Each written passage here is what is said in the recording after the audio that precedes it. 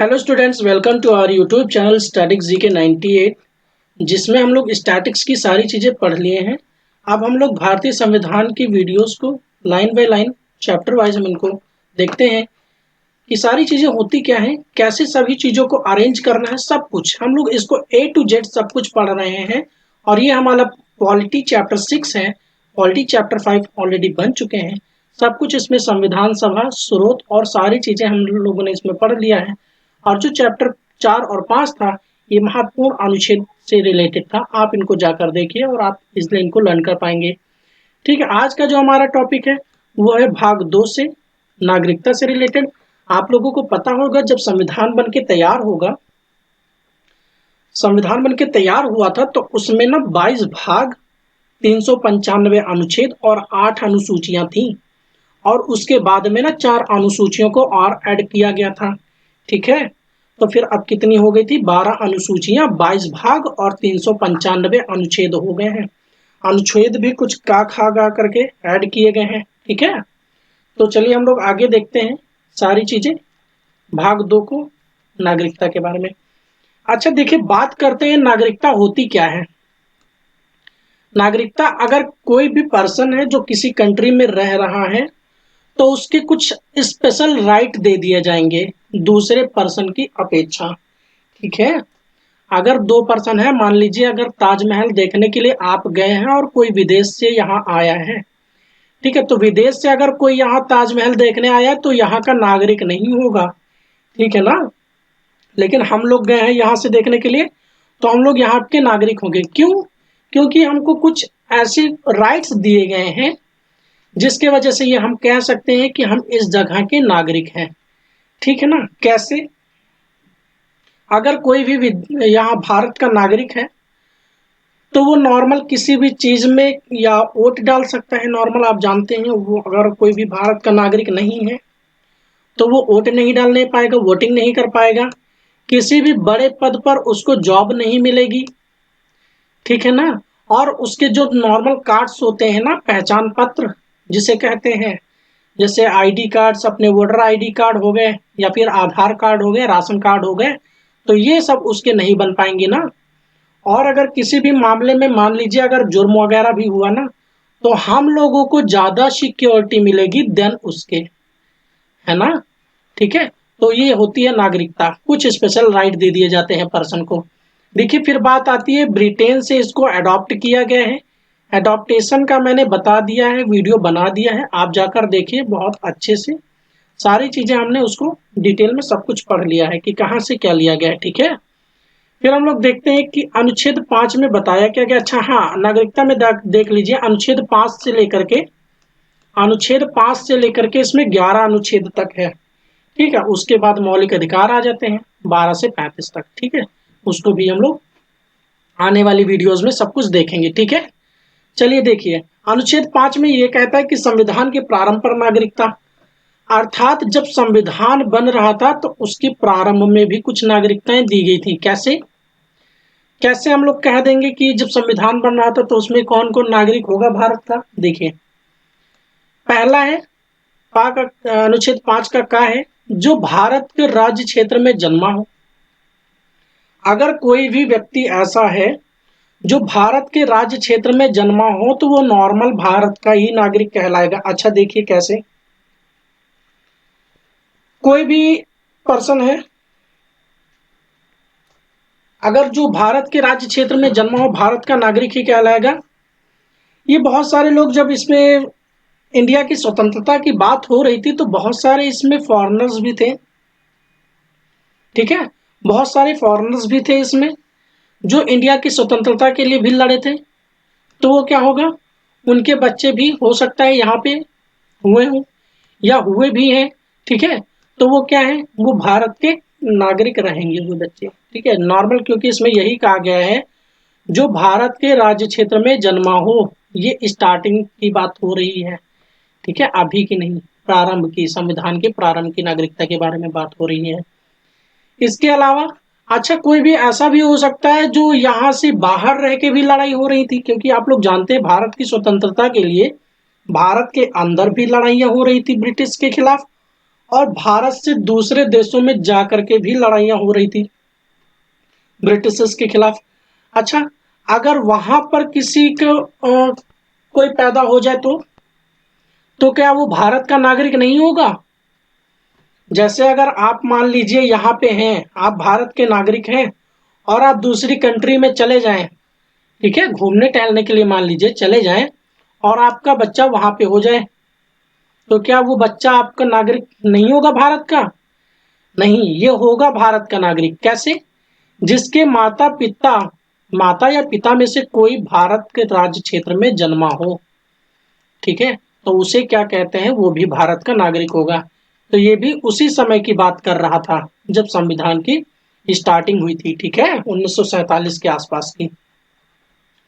तो उसी समय भी बहुत सारे से फ्रीडम फाइटर्स थे जो दूसरे देशों में जाकर इसकी लड़ाइयाँ लड़ रहे थे और वहां पर उनके बच्चों का जन्म हो गया था, ठीक है। तो ऐसा नहीं कि वो बच्चे नागरिकता नहीं ले पाएंगे भारत की, उन बच्चों को भी भारत की नागरिकता मिलेगी। क्यों?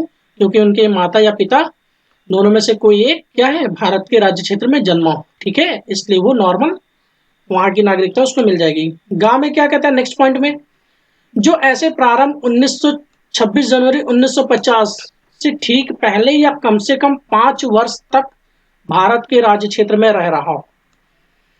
ऐसा व्यक्ति जो 1950 से पहले भारत के राज्य क्षेत्र में रह रहा हो ना, कब से?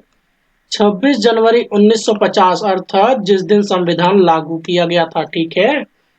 अगर उससे 5 साल पहले कोई व्यक्ति यहाँ पर रह रहा है तो वो क्या हो जाएगा, भारत का नागरिक होगा, ठीक है।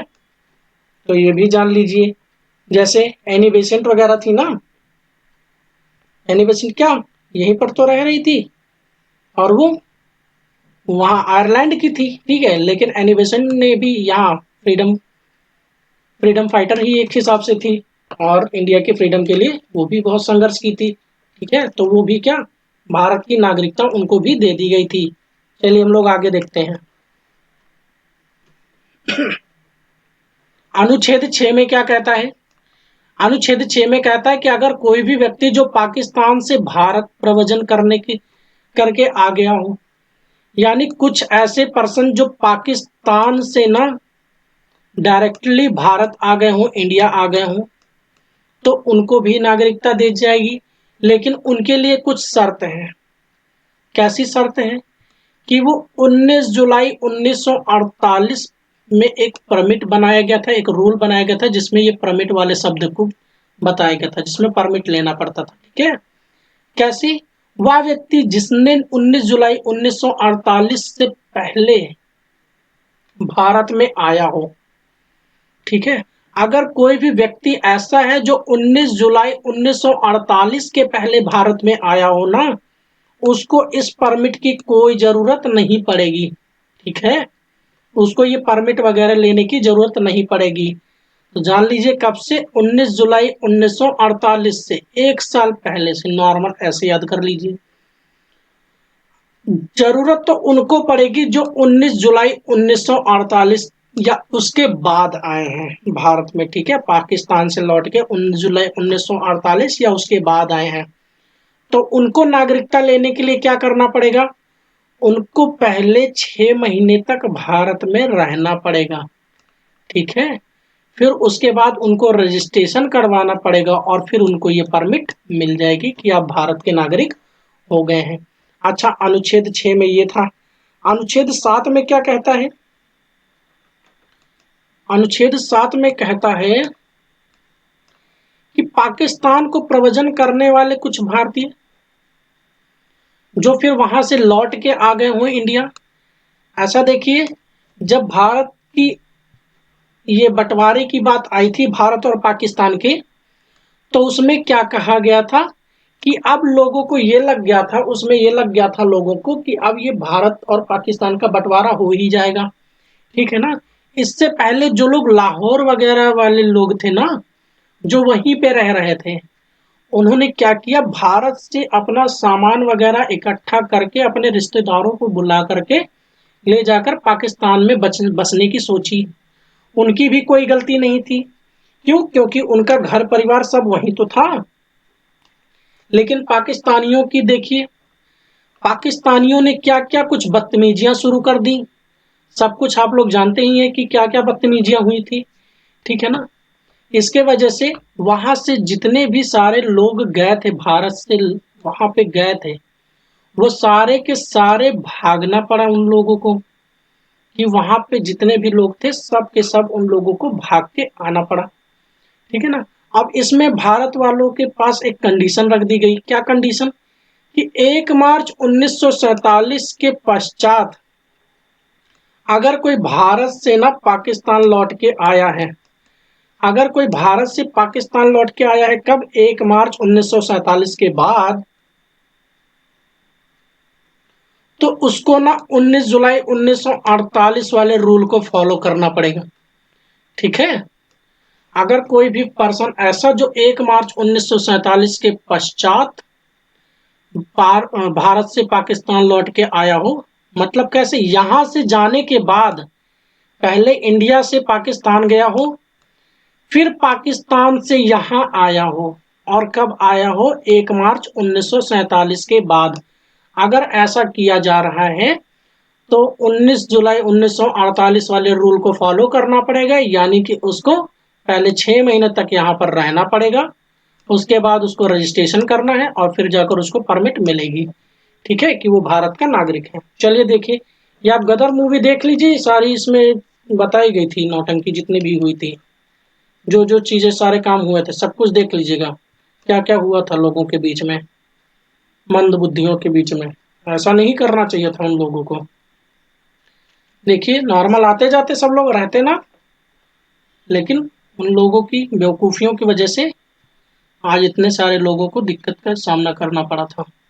देखिए अनुच्छेद 8 में क्या कहता है कि भारत के बाहर रहने वाले भारतीय उद्भव के कुछ व्यक्तियों की नागरिकता के अधिकार, जैसे भारत के बाहर हुए बच्चे का जन्म भारत का नागरिक होगा यदि माँ बाप भारत के नागरिक हो तो, ठीक है। मान लीजिए अगर हम लोग हैं या आप लोग ही हैं, हम लोग अगर कहीं घूमने चले जाए बाहर विदेश में और हमारे बच्चे का जन्म वहीं पे हो जाए, हमारे बच्चों का जन्म विदेश में ही हो जाए, तो क्या वो बच्चा भारत का नागरिक होगा?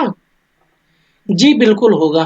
क्यों? क्योंकि उसके माँ बाप भारत के ही रहेंगे, इसके वजह से उसको नागरिकता दे दीजिए। तो ये कौन से अनुच्छेद में बताया गया है? तो अनुच्छेद में 8 में बताया गया है ये चीज, ठीक है।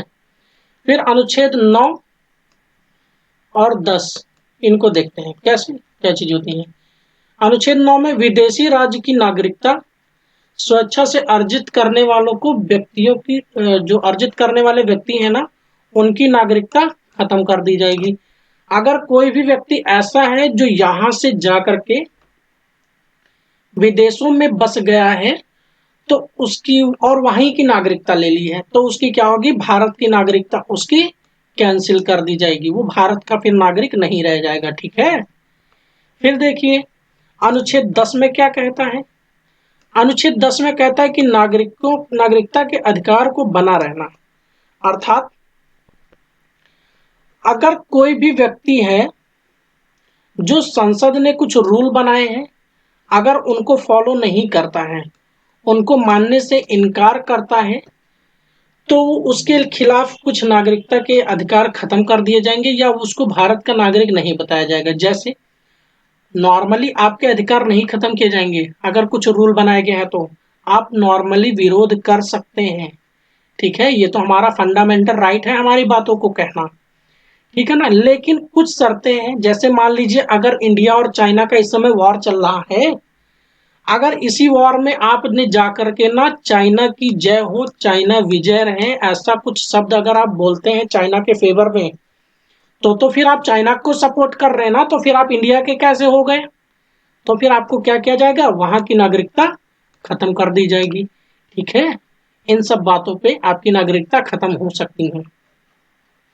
फिर क्या बात आती है अनुच्छेद 11 में भी देख लीजिए, संसद द्वारा नागरिकता के आधार का विधि द्वारा विनिमय किया जाना, ठीक है। तो ये विनिमय कौन किया करता है? होम मिनिस्टर करता है, ठीक है। अर्थात जो नागरिकता से रिलेटेड कानून बनाया जाएगा ना, ये विधि मतलब कानून, अगर नागरिकता के अधिकार से रिलेटेड कोई भी विधि बनाई जाएगी, कानून बनाई जाएगी, तो वो कौन बनाएगा? होम मिनिस्टर बनाएगा।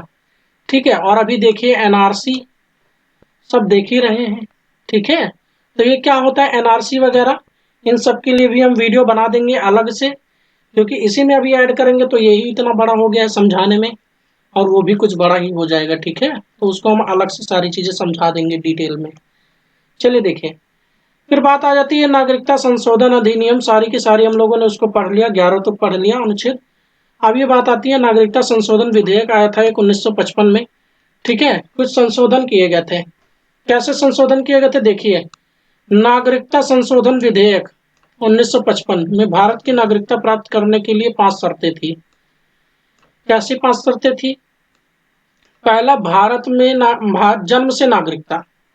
देखिए, जन्म से जो नागरिकता वाली बात थी ना, ये बहुत ही बेकार बात थी, और ये सभी लोगों को पता भी थी, और ये बहुत जल्दबाजी में बनाई गई थी। ठीक है ना, तो ये बहुत ही गलत बात थी। इससे क्या होता, लोग पाकिस्तानी लोग ना बहुत ही गलत मिसयूज करने लगे थे इसका। कैसे जन्म से नागरिकता? इसमें यह बताया गया है कि अगर कोई भी भारत में जन्मा हो तो वो भारत का नागरिक होगा। इसमें कैसे पाकिस्तानी मिसयूज करते थे? मान लीजिए कोई पाकिस्तानी आतंकवादी है, वो आया और किसी जम्मू कश्मीर वाली लड़की या किसी आसपास वाली लड़की से क्या किया, उसको प्रेग्नेंट कर दिया, उससे शादी कर लिया, उसको प्रेग्नेंट कर दिया और उसको भेज दिया इंडिया। ठीक है, क्योंकि वो तो इंडिया के निवासी हैं, और उसको इंडिया भेज दिया। अब जो इंडिया आएगी तो फिर क्या होगा, उसका बच्चा यहीं पे मान लीजिए हो गया इंडिया में ही, तब तो फिर उसका बच्चा इंडिया का हो गया ना, इंडिया का हो गया। अब वो जैसा चाहेगा उसका बाप उसको ऐसे रखेगा, तो उसको क्या आतंकवादी वगैरह भी बना सकता है वो। तो ये सब सारी चीजें होती थी पहले, आतंकवादी वगैरह भी बना दिए जाते थे। ठीक है, चलिए आगे देखते हैं। देखिए क्या लिखा है, भारत जन्म से नागरिकता, एनीवन कोई भी हो सकता है, पहले किसी को भी किया जा सकता था, लेकिन कुछ संशोधन किए गए। 1986 में संशोधन किया गया। इसमें यह बताया गया कि कोई भी आपका मदर या फिर फादर मस्ट बी इंडियन, या तो आपका माँ या फिर आपका बाप, दोनों में से कोई एक इंडियन होना चाहिए, तब आपको जाकर नागरिकता मिलेगी। ठीक है, तो ये भी कुछ खास ऐसा नहीं फर्क पड़ा था। देखिए 1955 में लाया गया था और फिर उसके बाद में संशोधन किया गया 1986 में। इतने बाद अकल आया था इंडिया वालों को कि ऐसा कुछ करना है, संशोधन करना है हमको। ठीक है, और वो भी क्या कुछ खास नहीं किया था कि मदर या फादर कोई भी क्या हो, इंडियन हो। ठीक है ना, तो मैंने बताया ही कि अगर कोई भी क्या, कोई भी जम्मू कश्मीर वाली लड़की से शादी कर ले और उसको इंडिया में भेज दे, तो ये भी वाली दिक्कत यहाँ पे होती रहती थी। ठीक है, और इसमें जन्म से नागरिकता वाला समझ ही गए हैं। फिर 2003 में एक सुधार किया गया, one must be Indian and both certificates are valid. इसमें यह बताया गया कि कम से कम एक क्या हो, भारत का नागरिक हो, चाहे माँ हो चाहे बाप हो। ठीक है, उनमें से कोई एक भारत का नागरिक होना चाहिए, और दोनों के पास ना वैलिड सर्टिफिकेट भी होना चाहिए। अगर किसी का बच्चा हो रहा है इंडिया में तो तब जाकर ना उसको क्या मिलेगी, वैलिड सर्टिफिकेट मिलेगी। ठीक है, तब जाकर वो भारत का नागरिक बनेगा। कैसे? अगर मान लीजिए कि कोई भी आदमी है, कोई भी विदेशी है जो भारत घूमने आया है, स्टूडेंट वीजा पर आया है, मान लीजिए घूमने आया है, टूरिस्ट वीजा पर आया है। ठीक है, और वो आकर के ना इंडियन लड़की से शादी कर लिया और फिर उसको प्रेग्नेंट कर दिया, और फिर क्या हो गई, वो लड़की बच्चे यहीं जन्म हो गया। ठीक है, अगर उस बच्चे का यहीं जन्म हो गया तो ऐसा नहीं कि वो फिर उस बच्चे को यहीं की नागरिकता दे दी जाएगी, नहीं दे दी जाएगी। अगर आप बाहर के हैं और इलीगल तरीके से आए हैं, ठीक है, तो आपको यहाँ की नागरिकता नहीं दी जाएगी, ना ही आपके बच्चे को यहाँ की नागरिकता दी जाएगी। आप क्या हो, आप लीगल तरीके से आए और आपकी जो भी सर्टिफिकेट वगैरह हो सारे वैलिड हो। ठीक है, तो और वन क्या हो, दोनों में से कोई एक भारत का नागरिक होना चाहिए, तब आपके बच्चे को भारत की नागरिकता दी जाएगी। ठीक है, चलिए ये हो गया। तो इसमें 2 बार संशोधन किया गया, 1986 और 2003 में संशोधन किया गया। और देखिए, डिसेंट द्वारा नागरिकता मतलब वंश, वंशज, अगर आपके दादा परदादा यहीं के हैं तो आपको नॉर्मल नागरिकता मिल जाएगी, और इंडिया में सबसे ज्यादा यही वाले लोग हैं। हम लोग भी हैं, आप लोग भी होंगे ही होंगे। ठीक है, कि हमारे दादा परदादा यहीं पे रहते होंगे और हमको क्या, इसमें वंश के हिसाब से हम भारत के नागरिक हो जाएंगे। ठीक है। A father is Indian but in 1992 1992 में both of one father mother is in Indian. देखिए, इसमें वंश में क्या बताया गया था, फादर के बारे में जोर ज्यादा दिया गया था कि फादर होना चाहिए भारत का जो नागरिक के लिए, कि फादर ही, अगर आपका वंशज में फादर ही है तो आपको नागरिकता मिलेगी, अगर मदर है तो उसमें आपको नागरिकता नहीं मिलेगी। ठीक है ना। लेकिन फिर औरतों ने क्या विरोध करना शुरू कर दिया कि अगर मदर है तो मदर से उसको नागरिकता क्यों नहीं मिल सकती है। ठीक है, तो फिर ये संसद में फिर पारित हो गया था और फिर 1992 में इसमें संशोधन कर दिया गया और फिर इसमें यह बताया गया कि फादर और मदर दोनों, अगर कोई भी आपका फादर या फिर मदर दोनों में से कोई भी क्या भारत का नागरिक है तो वो नागरिक हो जाएगा। ठीक है, इंडिया का, उसका बच्चा भारत का नागरिक होगा। जैसे इसमें ये मैंने लिया था सानिया मिर्जा के बारे में। सानिया मिर्जा के बारे में देख लीजिएगा। सानिया मिर्जा इंडिया की हैं और उनका जो हस्बैंड है वो कहाँ, पाकिस्तान का है, क्रिकेटर है ना। ठीक है, तो वह पाकिस्तान का है और सानिया मिर्जा इंडिया की है। उनका जो बच्चा होगा वो कैसा होगा, वो इंडिया का होगा, क्योंकि सानिया मिर्जा के पास भारत की भी नागरिकता है। ठीक है, तो उनका जो बच्चा होगा वो कैसा होगा, इंडिया इंडिया का होगा। अगर वो इंडिया का भी हो सकता है, पाकिस्तान का भी हो सकता है। ठीक है, वो उसके ऊपर डिपेंड करता है। अगर वो 18 साल का हो जाएगा उसके बाद वो जहाँ की नागरिकता लेना चाहेगा उसको वहाँ की नागरिकता मिल जाएगी। ठीक है ना, समझ में। चलिए देखते हैं आगे। फिर बात आती है पंजीकरण के द्वारा। पंजीकरण द्वारा नागरिकता, eligible for citizenship after 7 years. इसमें पंजीकरण में ये होता है कि अगर कोई भी विदेशी लड़का भारत आकर भारत की लड़की से शादी कर ले और 7 साल तक यही भारत में ही रहे, फिर उसको जाकर इसकी नागरिकता मिल जाएगी। ठीक है, वो एलिजिबल हो जाएगा। अब ये तो बात आती है कि वो नागरिकता उसको मिलेगी या नहीं मिलेगी। ठीक है, फिर ये एलिजिबल हो जाएगा, फिर वही एप्लीकेशन वगैरह डाल करके देखेंगे, अगर होम मिनिस्टर उसको देना चाहेंगे तो दे देंगे, अगर नहीं देना चाहेंगे तो नहीं मिलेगी। बट हाँ, वो एलिजिबल हो जाएगा अगर कोई भी ऐसा लड़का है जो 7 साल तक किसी लड़की से यहाँ पर शादी वगैरह करके आराम से रह रहा हो तो। ठीक है, अगर कोई भी उसके अंदर शरारतें दिखी या ऐसा कुछ पता चला कि पाकिस्तानी ग्रुप का है या कुछ टेररिस्ट ग्रुप का है तो उसको ऐसी नागरिकता नहीं दी जाएंगी। ठीक है। चले, फिर आता है प्राकृतिकरण के द्वारा नागरिकता। प्राकृतिकरण मीन्स अगर किसी भी पर्सन को अगर आर्ट में या फिर साइंस के फील्ड में नॉलेज है, ठीक है, और इसके साथ ही साथ उसको एक लैंग्वेज कम से कम पता होनी चाहिए। जानते हैं हम 22 भाषाएं हैं, 22 भाषाओं में से कम ना एक लैंग्वेज उसको पूरी अच्छे से आनी चाहिए और उसको आर्ट में या फिर साइंस में अच्छी नॉलेज होनी चाहिए। ठीक है ना। और वो 10 साल तक अगर भारत में रह रहा हो तो फिर उसको नागरिकता नॉर्मल दे दी जाएगी। ठीक है, तो ये 3 चीज याद कर लीजिए। नागरिकता दे दी जाएगी कैसे, अगर आर्ट या फिर साइंस की अच्छी नॉलेज है, 22 भाषाओं में से कोई एक भाषा जानता हो, ठीक है, और वो 10 साल से यहाँ पर रह रहा हो तो उसको फिर नागरिकता दे दी जाएगी। ठीक है, फिर बात आती है क्षेत्र के निगमन द्वारा नागरिकता। जैसे सिक्किम मैंने यहाँ पर लिख भी दिया है, ये तो बहुत आसान होता है। ठीक है, लेकिन डिपेंड करता है, ये तो नागरिकों के लिए तो आसान होता ही है लेकिन दूसरे कंट्री के लिए मुश्किल होता है। अगर कोई भी कंट्री का स्टेट, मैंने बताया था भाग 1 में बताया था भारत और उसके राज्य क्षेत्र के बारे में बताया था। ठीक है, उसमें मैंने भाग अनुच्छेद 3 में बताया था कि अगर कोई भी राज्य जो भारत में सम्मिलित होना चाहता है वो भारत में सम्मिलित हो सकता है। ठीक है, भारत में सम्मिलित हो सकता है। तो इसी वजह से तो जितने भी भारत, जो भी राज्य भारत में सम्मिलित होगा उनके नागरिकों की नागरिकता नॉर्मल भारत को वैसे मिल जाएगी, सभी पर्सन को भारत की नागरिकता दे दी जाएगी। ठीक है, चलिए बस आज के लिए इतना ही। और कुछ है क्या? हाँ, त्याग भी देख लीजिए कि क्या-क्या तरीके हैं, कैसे भारत की नागरिकता समाप्त कर दी जा सकती है। देखिए, 3 तरीकों से भारत की नागरिकता समाप्त कर दी जा सकती है। 3 तरीकों से, मैंने इसको लिखा नहीं है क्योंकि इसमें कुछ खास नहीं, बस समझ लीजिए। ये पहला है त्याग। अगर कोई भी ऐसा पर्सन है जो यहाँ से जाकर के स्वेच्छापूर्वक अपनी नागरिकता त्याग दे रहा हो, अर्थात दूसरे देश में जाकर बस जा रहा हो, तो उसकी नागरिकता यहाँ से समाप्त कर दी जाएगी।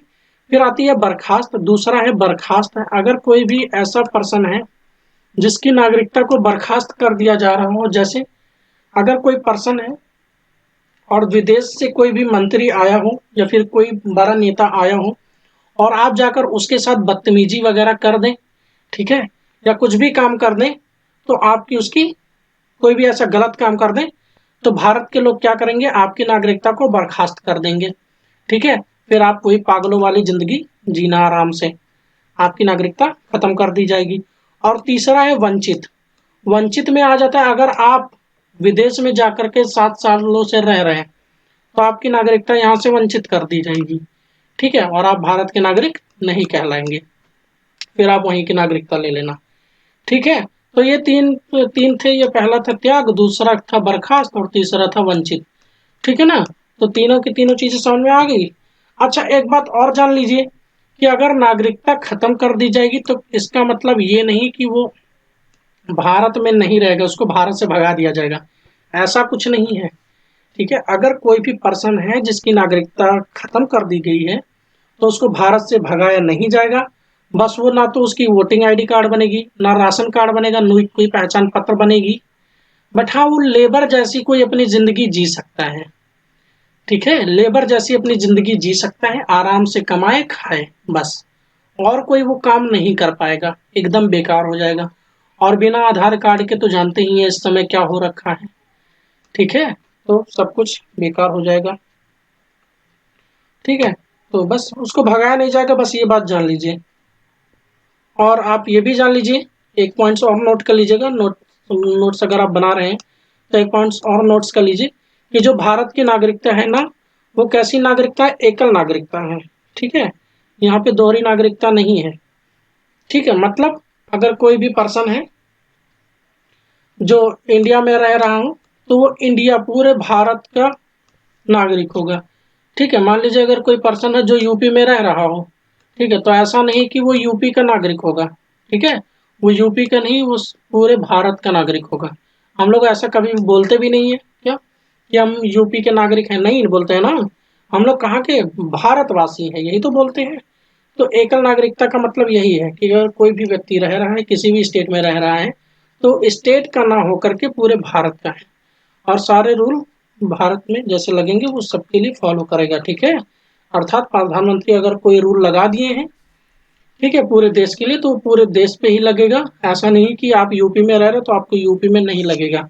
नोटबंदी हुआ था पूरे भारत में, तो पूरे भारत में लगा था। ऐसा नहीं कि आप साउथ में चले जाएंगे तो वहां पर नोटबंदी नहीं हुआ था, चेन्नई वगैरह में नोटबंदी नहीं हुआ था, हर जगह नोटबंदी हुआ था। ठीक है, तो इसमें एकल नागरिकता है। ठीक है, और ये अधिनियम 1955 में ही आया था, पहला संशोधन 1986 में, 92 में, 2003 में, 2005 में, 2015 में और फिर 2019 में। 2019 में एनआरसी वगैरह आ गया था। एनआरसी वगैरह क्या चीज़ है, सब कुछ हम आपको बता देंगे। सारी चीज़ें इसमें नहीं बता रहे हैं, जानती हैं वीडियो बड़ी हो जाएगी। ठीक है, और बस यही है सारी चीज़ें। चलिए, ठीक है, द एंड करते हैं। और भी कुछ चीज़ें होंगी तो उनको हम अगले वीडियो में कवर कर देंगे। ठीक है, जो भी क्वेश्चन वगैरह बन सकते हैं। चलिए फिर, ध्यान रखिएगा और अपना ध्यान रखिए, और अपने पेरेंट्स का ध्यान रखिए, घर वालों का ध्यान रखिए। Bye bye.